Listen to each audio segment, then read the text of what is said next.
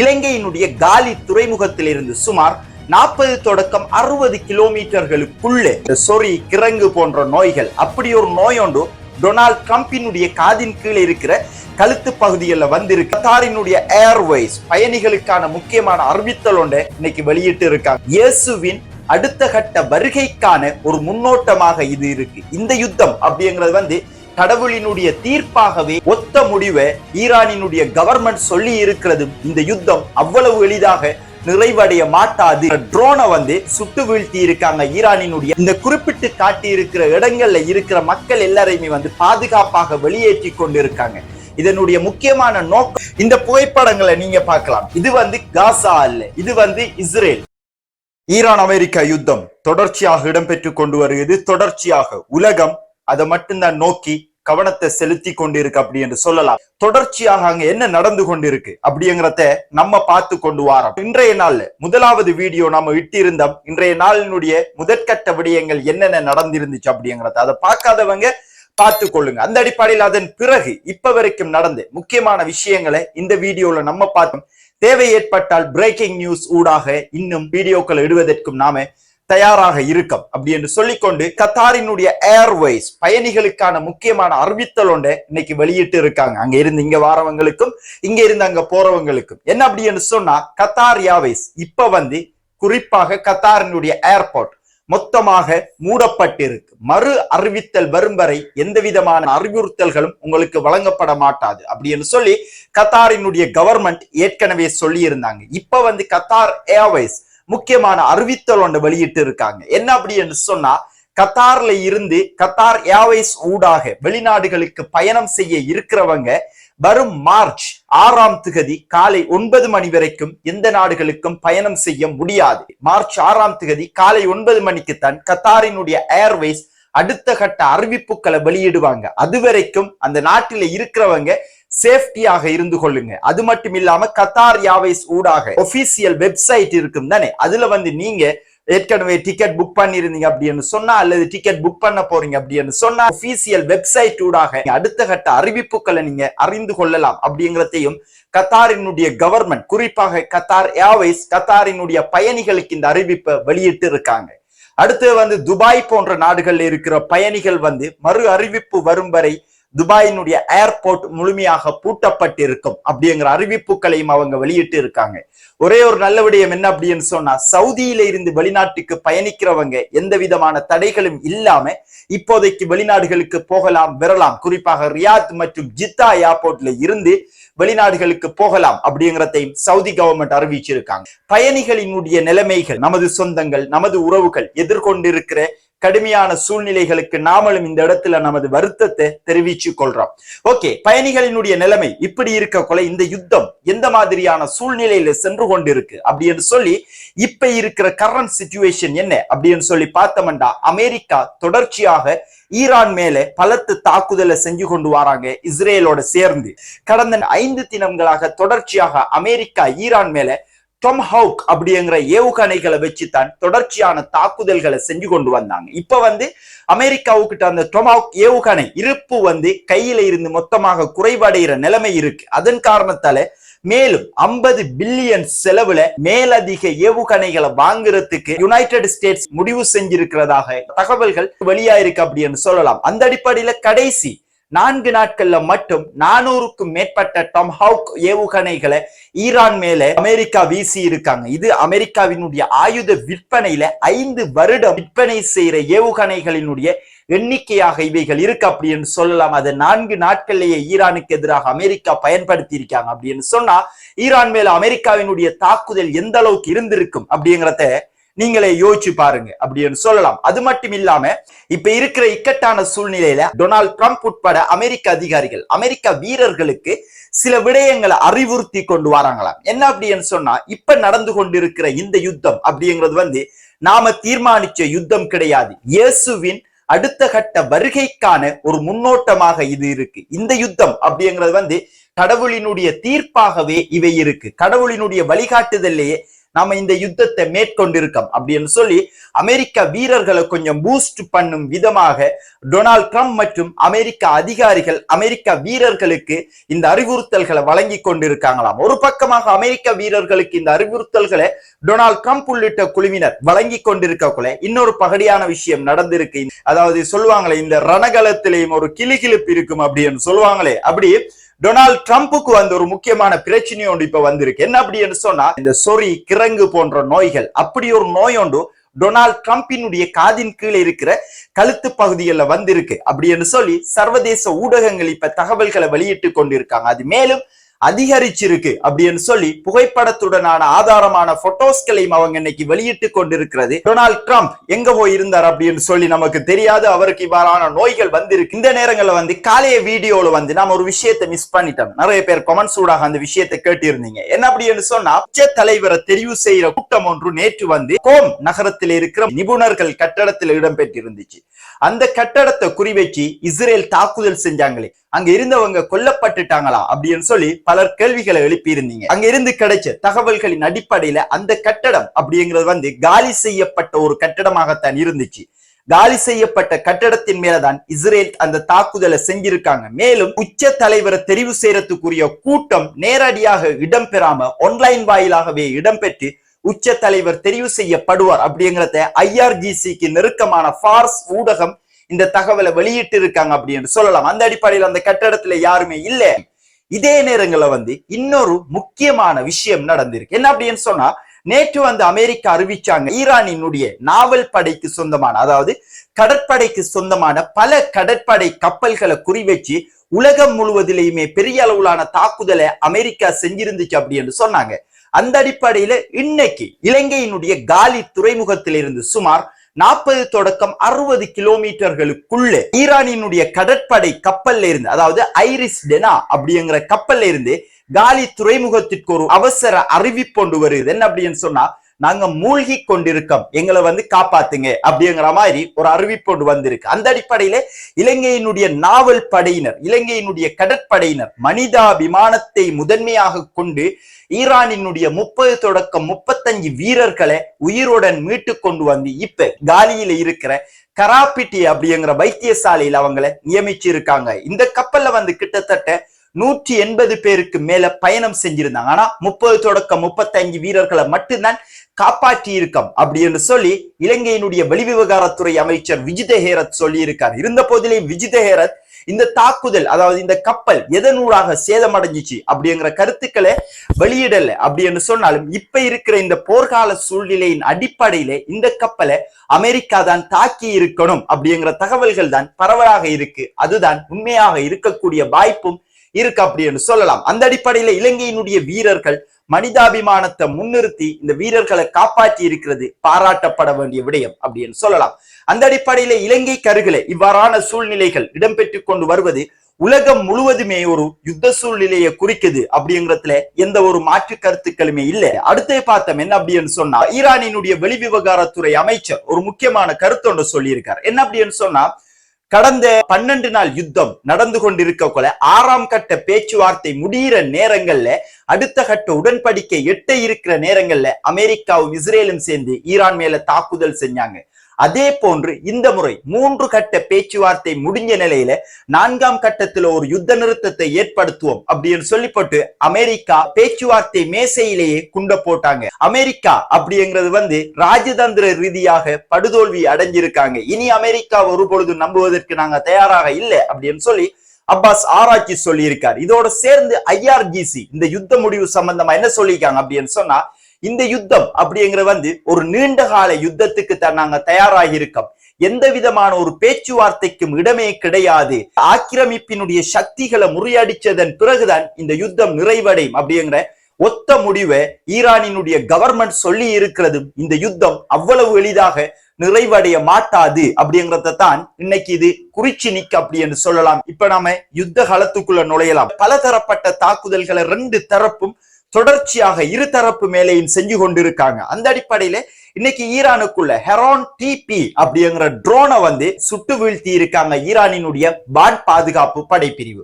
இந்த ட்ரோன் வந்து எதுக்காக ஈரானுக்குள்ள அனுப்பப்பட்டுச்சு அப்படின்னு சொன்னா, ஈரான்ல இருந்து இப்ப ஏவுகணைகள் இஸ்ரேல் நோக்கியோ அல்லது அரபு நாடுகளை நோக்கியோ அமெரிக்காவினுடைய தளங்களை நோக்கி ஏவுறதுக்கு வெளியாகிற நேரங்கள்ல அந்த ஏவுகணைகளை கொண்டு வர வாகனங்களை குறிவச்சு தாக்குதல் செய்வதற்காக இந்த ஹெரான் டிபி அப்படிங்கிற ட்ரோனை வந்து அமெரிக்கா வந்து ஈரானுக்குள்ள அனுப்பி இருக்காங்க. இதை வந்து ஈரானினுடைய வான் பாதுகாப்பு படைப்பிரிவு சுட்டு வீழ்த்தி இருக்காங்க. இது வந்து மிகாலிட் அப்படிங்கிற வெடிபொருட்களையும் கொண்டு வந்திருக்கு அப்படின்னு சொல்லி ஐஆர்ஜிசி அறிவிச்சிருக்காங்க. இப்ப இந்த வெடிபொருட்கள் மற்றும் ட்ரோன் அப்படிங்கிற வந்து ஐஆர்ஜிசியினுடைய கட்டுப்பாட்டுல இருக்கு. இதை ரிவர்ஸ் இன்ஜினியரிங் பண்றதுக்கும், அதாவது மீள் வடிவமைப்பு செய்து அமெரிக்காவுக்கு எதிராகவே பயன்படுத்துறதுக்கும் ஐஆர்ஜிசி அடுத்த கட்ட நடவடிக்கைகளை மேற்கொண்டு வராங்க. அது மட்டும் இல்லாம இப்ப வந்து ஈரானினுடைய ஏவுகணைகள் இஸ்ரேலுக்கு சென்றடைஞ்சு கொண்டிருக்கும் பொழுது இஸ்ரேலை காப்பாற்றுற மிக முக்கியமான இடமாக இருக்கிறது தான் வந்து ஜோர்டானினுடைய அமெரிக்காவினுடைய விமான தளம். அதுல இருக்கிற தாட் சிஸ்டங்கள் ஊடாகத்தான் இஸ்ரேலுக்கு செல்ற ஏவுகணைகள் எல்லாமே தடுக்கப்பட்டு கொண்டிருக்கு. அந்த ஏவுகணைகள் தடுக்கிற தாட் சிஸ்டத்தை குறிவச்சு ஈரான் ஏவுகணை தாக்குதல் செஞ்சிருக்காங்க. அதுக்கு இந்த புகைப்படத்தை நீங்க பார்க்கலாம். இதுல குறிப்பிடப்பட்டிருக்கிற தாட் அப்படிங்கிற ஏவுகணை நிலைநிறுத்தப்பட்டிருக்கிற இடம் முழுமையாக சேதமடைஞ்சிருக்கு. இதை வந்து இன்னைக்கு சைனாவினுடைய சேட்டலைட் இந்த படத்தை வெளியிட்டதன் ஊடாக தாட் சிஸ்டத்தையே குறிவச்சு ஈரானினுடைய ஏவுகணை நேரடியாக தாக்குதல் செஞ்சிருக்கு அப்படிங்கிறத இதனூடாக நம்ம தெரிஞ்சு கொள்ளலாம் அப்படின்னு சொல்லி நினைக்கிறேன். சிலர் வந்து கீழே கமெண்ட் செஞ்சு கொண்டு இருக்கீங்க, நான் வந்து பொய் சொல்றேன் அப்படி இப்படின்னு சொல்லி கொண்டு இருக்கீங்க. எப்பயுமே வந்து நாம ஒன் சைடா இருந்தோம் அப்படின்னு சொன்னா வெளி உலகத்துல என்ன நடக்குது அப்படின்னு சொல்லி நமக்கு தெரியாது. அந்த அடிப்படையில உண்மைகளை சொல்லும் பொழுது சில நேரங்கள்ல கசக்கத்தான் செய்யும். நம்ம சொல்ற உண்மைகளை பொறுக்க முடியாதவங்க கீழே கமெண்ட் செக்ஷன்ல வந்து கதறி கொண்டு இருக்கிறதெல்லாம் நம்ம வந்து பெருசா எடுக்கவே முடியாது. நான் சொல்ல வர விஷயம் என்ன அப்படின்னு சொன்னா, ரெண்டு சைடும் என்னென்ன தாக்குதல் செய்யறாங்க, என்னென்ன நடக்குது அப்படின்னு சொல்லி தெரிஞ்சாதான் இந்த யுத்தத்துல என்ன நடக்குது அப்படிங்கிறது நமக்கு தெரியும். அடுத்து பார்த்தோம் என்ன அப்படின்னு சொன்னா, அலை அலையாக ஈரான் வந்து மத்திய கிழக்கு நாடுகள்ல இருக்கிற முக்கியமான அமெரிக்காவினுடைய தளங்களை குறிவச்சு தாக்குதல் செஞ்சு கொண்டிருக்காங்க. இந்த வீடியோ நாம போஸ்ட் பண்றதுக்கு சற்று நேரங்களுக்கு முன்னர் ஈரான் 17வது அலை தாக்குதலை மத்திய கிழக்கு நாடுகளை நோக்கி செஞ்சிருக்காங்க, அரபு நாடுகளை நோக்கி செஞ்சிருக்காங்க. சவுதி அரேபியாவுல இருக்கிற யுனைடெட் ஸ்டேட்ஸினுடைய பிரின்ஸ் சுல்தான் அப்படிங்கிற பேச குறிவச்சு ரியாத்துக்கு அருகில இருக்கிற கராஜ் நகரத்துல இருக்கிற பிரின்ஸ் சுல்தான் அப்படிங்கிற பேச குறிவச்சு தாக்குதல் செஞ்சிருக்காங்க. அந்த தாக்குதலினுடைய விளைவுகளை நீங்க இந்த புகைப்படத்திலேயே பார்க்கலாம். இது வந்து சேட்டலைட்டூடாக ஊர்ஜிதம் செய்யப்பட்ட புகைப்படம். அந்த அடிப்படையில அமெரிக்காவினுடைய பேஸ், முக்கியமான ரேடார் சிஸ்டங்கள், அவங்களுடைய விமான ஓடுபாதை என்பன சேதப்படுத்தப்பட்டிருக்கு. அது மட்டும் இல்லாம பஹ்ரைன்ல இருக்கிற அமெரிக்காவினுடைய பேச குறிவைச்சும் ஷாஹித் 136 அப்படிங்கிற ட்ரோன் ஊடாகத்தான் இந்த தாக்குதல் செஞ்சிருக்காங்க. அது மட்டும் இல்லாம கத்தார்ல முக்கியமான ஒரு இடத்தின் மேல ஈரான் தாக்குதல் செஞ்சிருக்காங்க. அதாவது 5000 கிலோமீட்டர் தொலைவுல ஒரு ஏவுகணை நமக்கு எதிராக வருகிறது அல்லது ஒரு பிளைட் நமக்கு எதிராக வருது அப்படி என்று சொன்னாலும்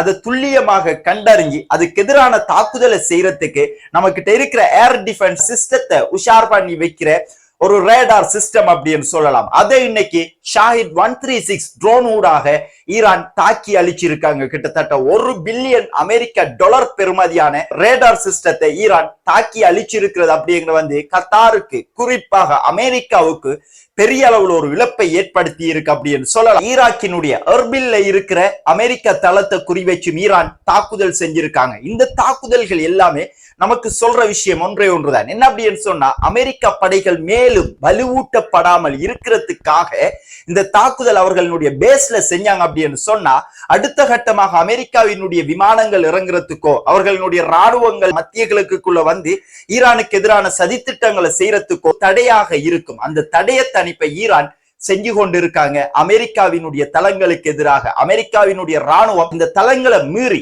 ஏர்போர்ட்கள்ல சில நேரங்கள்ல உள்நுழையலாம் அப்படிங்கிற அடிப்படையில தான் துபாய் ஏர்போர்ட், அபுதாபி ஏர்போர்ட், அதே போன்று பஹ்ரைன் ஏர்போர்ட்களை தாக்கி கொண்டு வராங்க. ஏற்கனவே துபாயினுடைய ஏர்போர்ட்டை ஈரான் தாக்கி இருந்தாங்க. நமக்கு தெரியும், உலகத்திலே இருக்கிற மிக முக்கியமான ஏர்போர்ட், 24 மணித்தியாலங்களும் இடைவிடாம இயங்கிக் கொண்டிருக்கிற ஏர்போர்ட் துபாய் ஏர்போர்ட். அதை குறிவச்சு ஈரான் தாக்குதல் செஞ்சாங்க. இப்ப அந்த ஏர்போர்ட்டினுடைய நிலைமை மொத்தமாக ஸ்தம்பிதமான நிலைமையில இருக்கு. எந்த ஒரு பிளைட்களும் வர முடியாது, போக முடியாது. எமர்ஜென்சி பிளைட்கள் மட்டும் வந்து போய் கொண்டிருக்கு அப்படின்னு சொல்லலாம். அந்த அடிப்படையில இந்த ஏர்போர்ட் இப்ப மூடப்பட்டு கொண்டிருக்கிறதால துபாய்க்கு என்ன நஷ்டம் அப்படின்னு சொல்லி பார்த்தோம்னா பெரிய அளவுல நஷ்டம் இருக்கு. ஒவ்வொரு நிமிஷத்துக்கும் $1 மில்லியன் அமெரிக்க டாலர் இழப்பை துபாய் சந்திச்சு கொண்டிருக்காங்க. இந்த ஏர்போர்ட் பூட்டப்பட்டு இருக்கிறதா கடைசி 24 மணித்தியாலத்துல மட்டும் 1.44 பில்லியன் அமெரிக்க டாலர் இழப்பை துபாய் சந்திச்சிருக்காங்க. துபாயினுடைய நிலைமைகள் இப்படி இருக்கோல அடுத்தது ஈரானுக்குள்ள என்ன நடக்குது அப்படின்னு சொல்லி நாம கட்டாயம் பார்க்கணும். அந்த அடிப்படையில இந்த மெப்பை நீங்க பாத்தீங்க அப்படின்னு சொன்னா இந்த மெப்ல ஆரஞ்சு கலர்ல குறிப்பிடப்பட்டு இருக்கிற இடம் தான் குர்திஸ்தான். குர்திஸ்தான் அப்படிங்கிற ஈரான்ல குர்துகள் அதிகமாக இருக்கிற ஒரு மாகாணமாக இருக்கு. இந்த மாகாணம் ஈரான் ஈராக் போர்டர்ல இருக்கு. இந்த மாகாணத்துல இப்ப IRGC படைகள் அதிகமாக கிட்டத்தட்ட 5000க்கு மேற்பட்ட IRGC படைகள் இதுல களமிறக்கப்பட்டு இருக்காங்க. களமிறக்கப்பட்டது மட்டுமில்லாம இந்த குறிப்பிட்டு காட்டி இருக்கிற இடங்கள்ல இருக்கிற மக்கள் எல்லாரையுமே பாதுகாப்பாக வெளியேற்றி கொண்டு இருக்காங்க.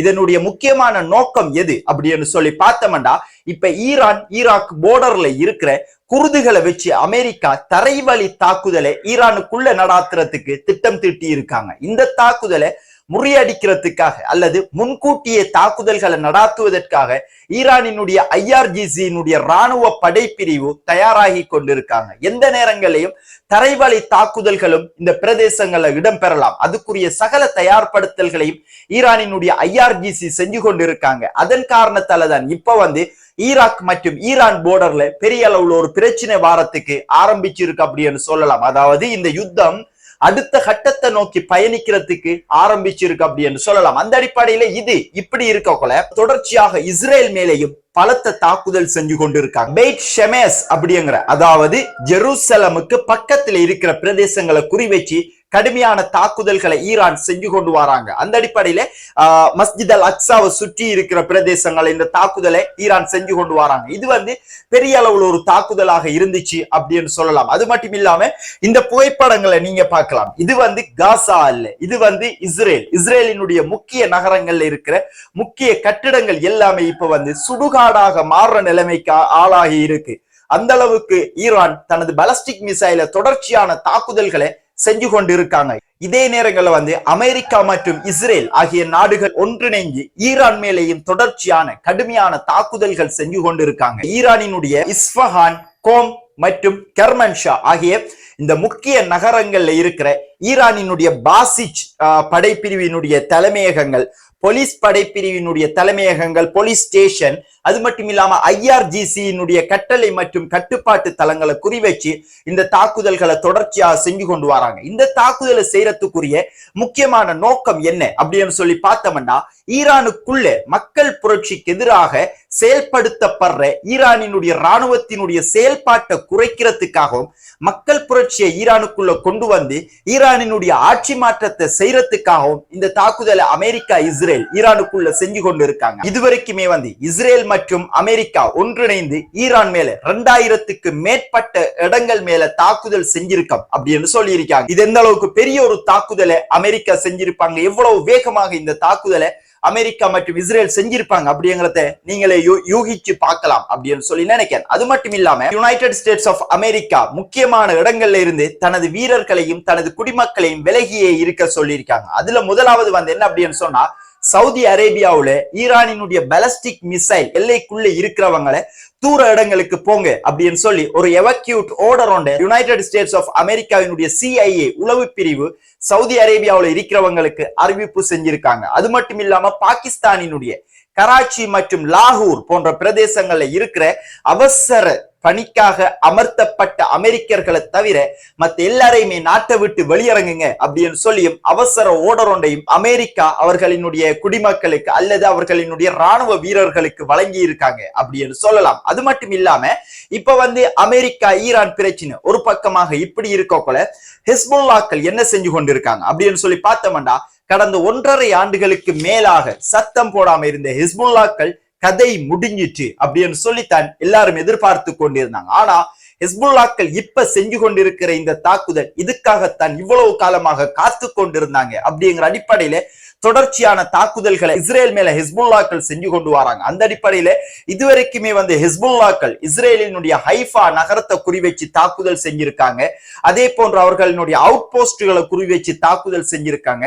6வது மெர்கவாவை இப்ப அடிச்சிருக்காங்க. அந்த அடிப்படையில் 6 மெர்கவா டேங்குக்கு இதுவரைக்குமே, அதாவது இந்த யுத்தத்துக்குள்ள அவங்க என்டர் ஆனத்துல இருந்து தாக்குதல் செஞ்சிருக்காங்க. அது மட்டும் இல்லாம IDF வீரர்கள் ஒன்று கூற கட்டடங்களை குறிவச்சும் தாக்குதல் செஞ்சிருக்காங்க. இது IDF வீரர்கள் ஒன்று கூறுற ஒரு இடத்தை குறிவச்சு ஹிஸ்புல்லாக்கள் நடத்தின தாக்குதலினுடைய ஒரு இடமாக இது இருக்கு அப்படின்னு சொல்லலாம். இவ்வாறு ஹிஸ்புல்லாக்கள் ஒரு பக்கமாக தாக்குதல் செஞ்சு கொண்டு வரக்குள்ள ஹிஸ்புல்லாக்கள் இஸ்ரேல் மேல தாக்குதல் செஞ்சா உடனடியாக இஸ்ரேல் லெபனானினுடைய பொதுமக்கள் வாழ்ற இடங்கள் மேல, கட்டடங்கள் மேல தாக்குதல் செய்வாங்க அப்படின்னு சொல்லி நாம் எல்லாருமே தெரிஞ்ச விஷயம் தான். அந்த அடிப்படையில லெபனானினுடைய தலைநகரத்தை டார்கெட் பண்ணி தொடர்ச்சியான தாக்குதல்களை இஸ்ரேல் செஞ்சு கொண்டு வராங்க. அதுல 250க்கு மேற்பட்ட பொதுமக்கள் இதுவரைக்குமே படுகொலை செய்யப்பட்டிருக்காங்க.